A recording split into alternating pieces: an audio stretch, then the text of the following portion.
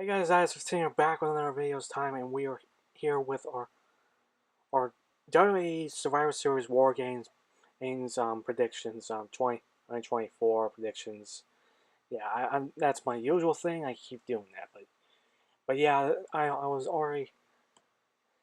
So yeah, this video I meant to get this video up after SmackDown yesterday, and then hopefully get it up today. I think that's what I was gonna do, but I ended up just getting distracted by my video games, watching Homicide Life in the Street, which again, that's another reason why this is kind of getting up later again, because I've been mostly way out with that. Also, it's just pretty I had to decide what we want to do for the little stuff, this for the thumbnail and everything. But yeah, but getting into this getting into this thing, this show for the show in general.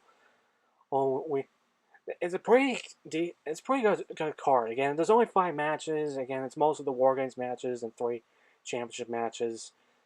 But again, it's pretty stacked. The build-ups are pretty good, except for the women's War Games match. But I'll get into that a little bit. But everything else is pretty good. Some of them were kind of thrown together in the last like like a few days. Like I think the Intercontinental Championship match was thrown together on Raw, and then everything like that. But everything else is build up for all the other matches are pretty good. So again, especially for the men's War Games match, the Warhammer Championship match. But yeah, let's just get right into this. Let's just start with the first match on the card. So going on with the first match, and what I actually think is going to start the show, which most of the time I don't know what's going to start the show, what order it's going to be, which I still don't know what the order is going to be. But this is kind of like one of the things I've looked back at, like the previous Survivor Series War Games ever since they started doing the War Games at Survivor Series, and most of it, and pretty much all of them, we have the Women's War Games match. So yeah, I'm gonna start here. So we got Team Rhea with Rhea Ripley, Bianca Belair, Bayley, Naomi, and Io Sky against the Team of the Jerks, Judgment Day, A's Liv and Raquel, Nia Jax, Tiffany Stratton, and Candice LeRae. So yeah, it's pretty much this gist of it, like the whole thing, and we actually got all the figures here. And yeah, I had to move back a little bit and mostly because again, as I just had to figure out how I want to do all this and just place them all in the frame and everything. Some of them just have loose foot joints. Raquel, Liv, they're the one with loose foot joints. I can even say Candice right a little bit, and then some of them just have a little thing. But getting back on track, yeah, Bayley's stepping in for after Jay Cargo got taken out, slammed in, just way down the hood of the car, and then also on the window and everything, just being out all the hell. But yeah, I'm just trying to. I still have a feeling maybe there's a similar thing with Carlito taking out Dragon Lee, and maybe Bayley could be responsible for it. It's just kind of like a thing. It's a similar thing like Bianca on Naomi and Jay working with Io Sky again. Maybe that's kind of like a rift in the friendship and everything. But but besides that, as far as I think it's gonna win, I can go either way. But I think I'm more leaning on Rhea's team, and very most of the time I'm the Aces win, unless something happens like maybe Bayley turning on everyone, like similar thing with Dakota Kai turning and Tegan Knox and leaving Candice LeRae and Rhea Ripley defend for themselves. They actually won in which they won the match with just 2 of them.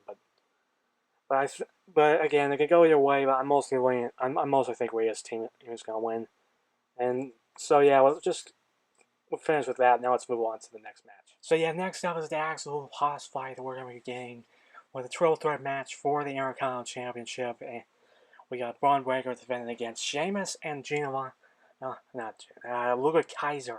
I don't know why I said John.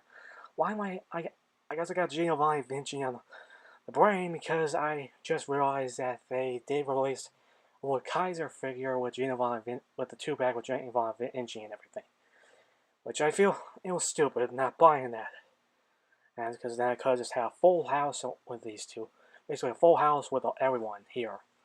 Well, almost a full house. I keep forgetting the men's with War Games match with the new bloodline because again, it's going to be a while before we get the Tongans and Jacob Fatu, but not the point. But yeah, going into this matchup, again, honestly, it was thrown together last. It was kind of thrown together in the last few days. Again, it was announced on Raw after the match with Luke Kaiser and Braun Breaker was thrown out because there was a Raw that's excited with Sheamus, Amos, Braun Breaker, and Luke Kaiser. So this match was made, and this is going to be an absolute hoss fight. Like I said, this is going to be an absolute banger. Anything with these three is going to be cool.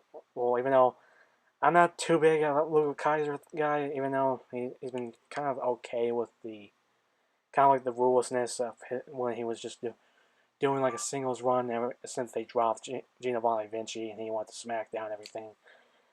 And this match, I could say I'm mostly saying that Braun's going to retain, but this might be the chance that this might be the thing that might happen when Sheamus finally getting the big one, and that's getting the Intercontinental Champion, becoming the Grand Slam Champion, and he would pin Logan Kaiser.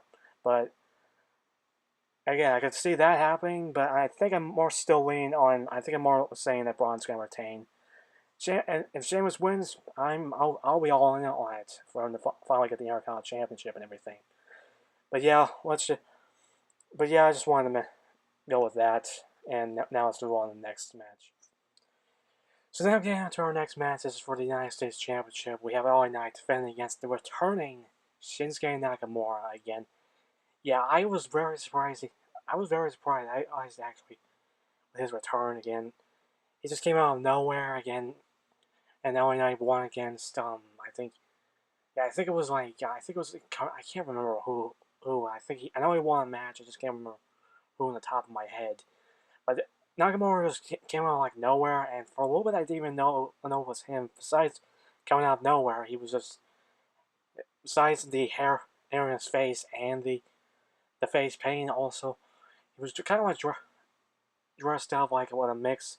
It was kind of like a fusion between a samurai and then Anakin Skywalker and Revenge of the Sith. Again, very Sith Lordish, but yeah, again honestly I knew this match was gonna happen, and especially last night, kind of it happened with Nakamura having his first match back and winning, and then LA Knight tried to do like a cheap shot thing going on, and not only did Nakamura just dodge, he also just did the Black Mist to LA Knight, and that kind of goes into what it's kind of back and forth of wondering who's going to win.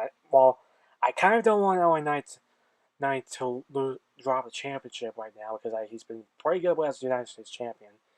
At the same time, I don't want to see him I kind of want to see. I kind of hope Nakamura wins because I just don't expect him to return, have this new look and everything like that, new attitude, new theme song, and not win. I just feel like that, but I have a bad feeling it is. But I don't know. I'm gonna pick Nakamura to win, but I feel like that LA Knight's gonna retain. I will say it now. And let's move on to one of the last two matches. So now getting into our last championship match for on the card, and that is for the World Heavyweight Championship. It's just a rematch from SummerSlam with Damon Priest versus Gunther, and yeah, again, the build up for this has been like crazy, and most of the time, Priest won on the No One Contenders match. Again, was glad lately since again Bronson Reed got involved, and then we were almost worried that Dominic was actually gonna world championship shot, even though I don't know, I could see him as champion, but not really. But he won that match, and he's been going like nuts. He's been getting like one up on Gunther like which of the way, every point step of the way. I mean, that's what I mean.